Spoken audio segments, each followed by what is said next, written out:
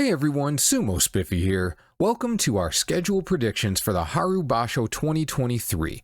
The idea is simple. The schedule is made every day, but according to a general plan, so let's see if we can predict at least some of the schedule for everyone in the Makuuchi division. A few things to keep in mind. 1. This is still an experiment.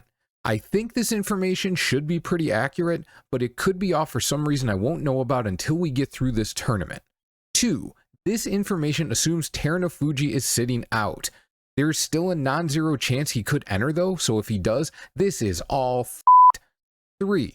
Someone going Kyujo, of course, can throw off the system used to make matchups, but part of the reason for sticking with the first 8 days is that it should mitigate that effect. If a high Sanyaku wrestler goes Kyujo in the first couple of days though, the whole thing could get thrown on its head. There's a lot of information here, so let me use Kirabayama as an example to show what's going on. The way this works is, every day's schedule is based on who the guys in the Sanyaku fight, but there's some flexibility in exactly who fights who and when. So, we made 4 different setups for how the Sanyaku might be scheduled during the Basho, and use that to extrapolate schedules for everyone for the first 8 days. On top, of course, we have the name of the wrestler whose opponents we're looking at.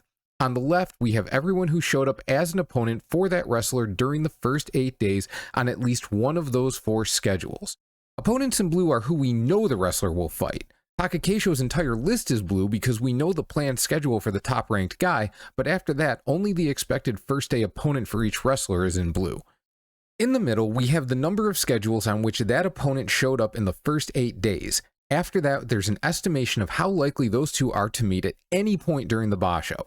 Since I tried to schedule the Sanyaku wrestlers for most of the Basho, I took some of their theoretical opponents after day 8 into account when figuring out the odds of them meeting at any point. I especially took day 9 into account since the great majority of matchups on day 9 will continue to be done by rank. That's why you see Kota no Waka only showing up as an opponent for Kiri by day 8 on 2 of the 4 schedules, but still with a 95% chance that they meet. They're set to fight on day 9 on the other 2, so the odds are still very good that they'll face each other at some point. So, if you see some weird looking numbers that involve Sanyaku guys, it's because I looked ahead and worked that into my calculations. Once we reach Maegashira versus Maegashira matchups, it becomes much more straightforward. Also keep in mind that I'm making estimates for how likely these guys are to meet at any point.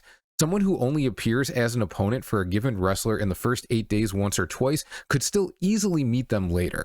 That's why none of the percentages go below 70%.